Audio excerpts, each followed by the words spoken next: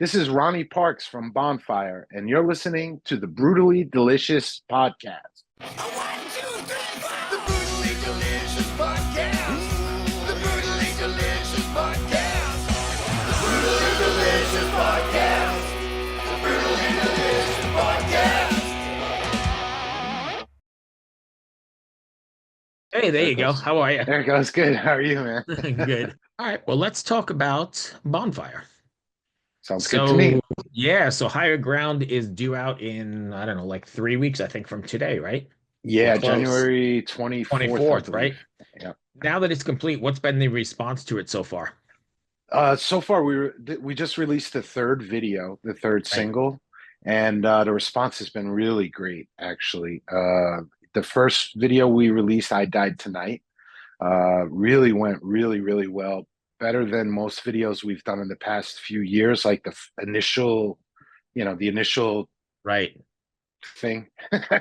So it Right. did really well. It had a lot of views, more than most that we have posted in the past. So it's actually doing really good, and all the response, everybody who's reviewed it, we've done a few interviews, and everybody really likes it. So. Oh, good. So Bonfire has been around for a long time, right? 1970 something, 72 maybe? Yeah, it started at 1972 as Curcumin, and then in 1986 they became Bonfire. So how does the band balance maintaining that classic sound with the reinvention of adding new players and, bringing in Yeah, new well, I people, if mean, that makes sense? yeah. Hans was always the one of the main songwriters anyway in the band. Right. So with his influence into it and him being the main producer, it makes it a lot easier to maintain that the same type of sound, or Right. at least some elements that are the same. And then again, I'm also doing lyrics, and I've been in the band for 10 years.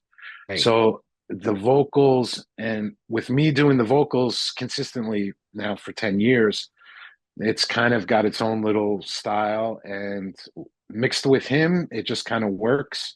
And with everybody involved, I mean, everybody's just, everybody who's come along has been really great players. So it hasn't been too difficult to make it pretty good. Yeah. When you're writing the lyrics, and you said you're the lyricist, are you Yeah. writing records or specifically this one with a certain message in mind or a takeaway? Or are you writing? Uh, well, this album, we were having a lot of not issues, but we were having a lot of discussions and different things, because Hans is bipolar. And in his book, he wrote about this. It's his bipolar life with Bonfire. So Right. he's been dealing with mental illness now for a long time, and this album just seemed to the lyrics just seemed to go with, and the music just seemed to go with that issues of his. So we just kind of, I would say, if there's a theme throughout the whole album, it's actually mental illness, which is strange. It wasn't meant to be that way, but as each song comes, you go off your experiences that you've maybe had recently, or something sparks in your mind. You just think of something, and this is kind of what we were doing. And with him and me being there so long, also together, we're just kind of getting this smoothness happening, and it works really easily for us, actually. Nice. And we talk about mental health on this show quite a bit. In fact, I have a segment that runs once a week. It's strictly about mental health. We don't talk about records or whatever, but it's with Right. musicians. So we're heavily involved in it. And I'm curious, was writing this record therapeutic or cathartic or both or Yeah, kind of. I mean, Hans wants to get his story out, and he's hoping that also he can help others. And with the stigma that's around, mental health, and right, if you have issues, to go to a psychiatrist, and everybody thinks it's, oh, I don't want to go to a psychologist. That means something's right, wrong with me. So he really, he's trying to raise awareness, basically, about it, and try to help. He already made some donations with one track to a mental health facility. So he's trying to do those type of things. I think he did that with his book. He had some money was donated uh, from the sales of Right. his book. So I Yeah. know this has nothing to do with what we're talking about right now, but it's you open the sort of gate I wanted to ask.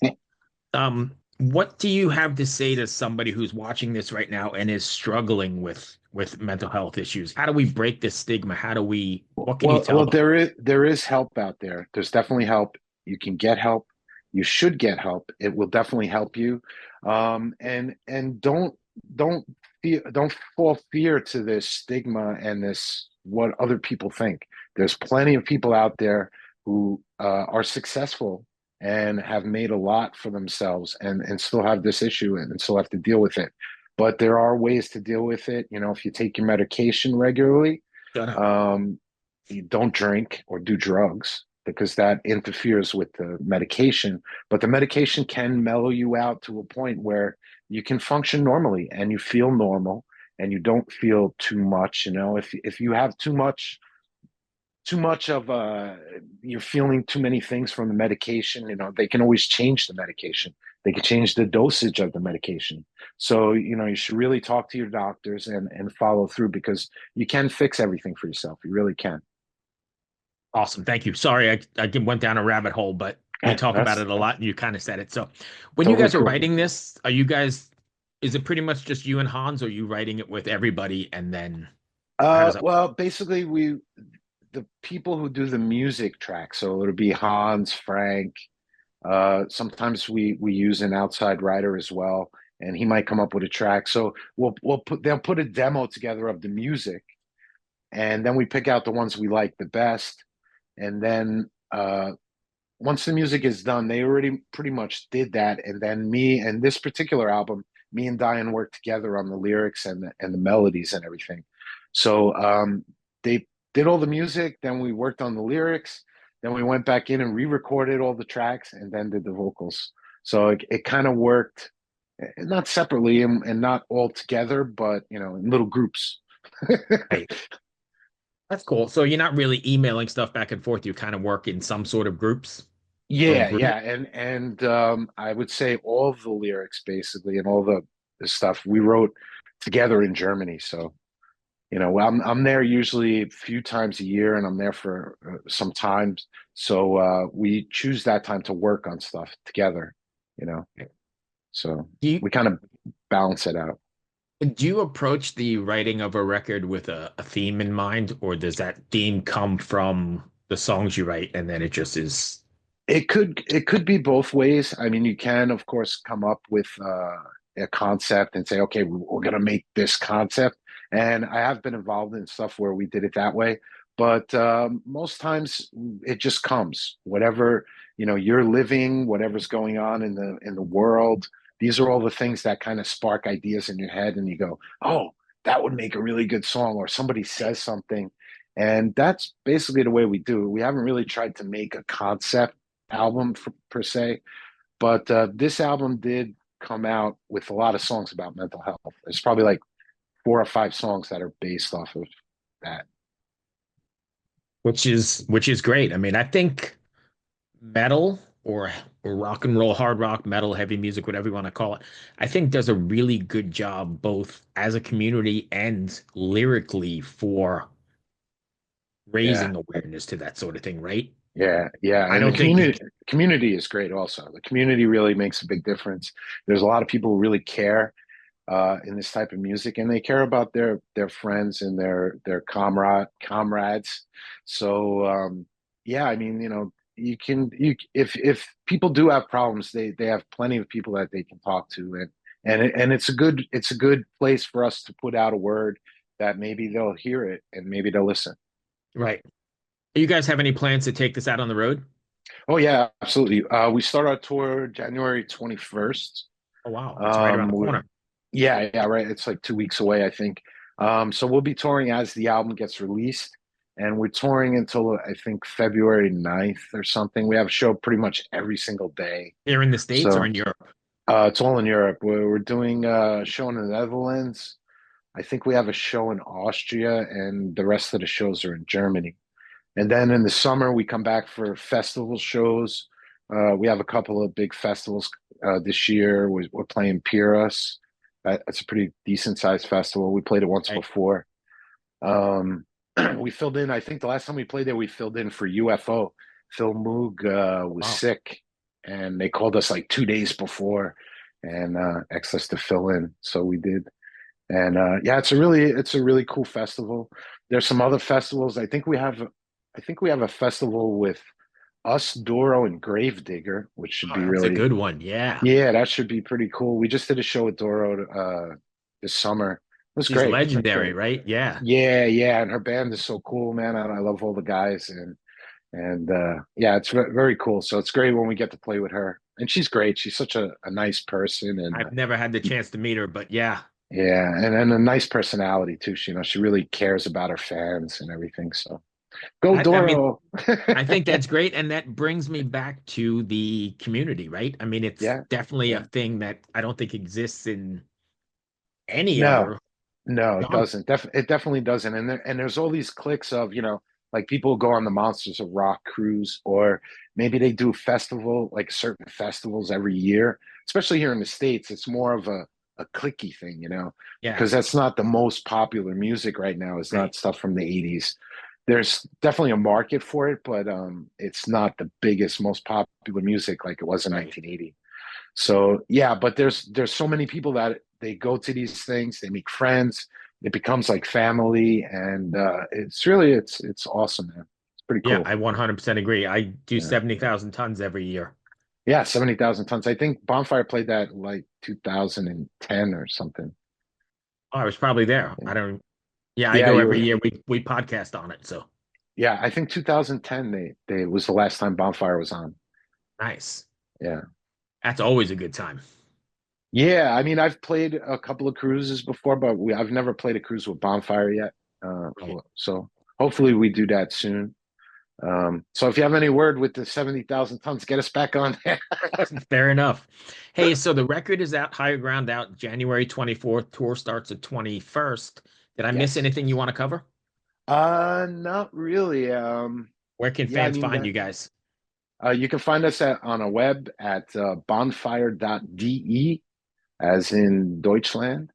That's Germany. So we got Facebook, we have YouTube, Instagram, everything. Spotify, you can find us, Pandora. You can pretty much find us everywhere. Um, and definitely check out the new album. It's definitely worth it. It's one of our best, I think, in a long time. The band's really on fire, and we're looking forward to really coming out this year. Should be great. Awesome. So be well. Good All luck on right, the thanks, tour. man. Stay safe. Hey everyone, this is Bjorn from Soulwork, and this is Brutally Delicious. One, two, three, four. The Brutally Delicious Podcast. The Brutally Delicious Podcast. The Brutally Delicious Podcast. The Brutally Delicious Podcast. Hey there, heavy metal maniacs and kitchen crusaders. I'm Bruce Moore, the host of the Brutally Delicious Podcast, where we whisk up a blend of metal and food to quench even the most discriminate tastes. Have you ever wondered what your favorite metal musician chows down on before they hit the stage to melt your face off? Well, look no further. Here at the Brutally Delicious Podcast, we have cooking segments so brutal they'll make your oven want to headbang. From beefy, bodacious burgers, to spicy, succulent salmon, to kickin' caliente cauliflower, and more. We mix metal and culinary creations, resulting in a feast for the senses. But wait, there's more. Hey, this is Michael Monroe. Brutally delicious. Isn't that beautiful? See you down the road.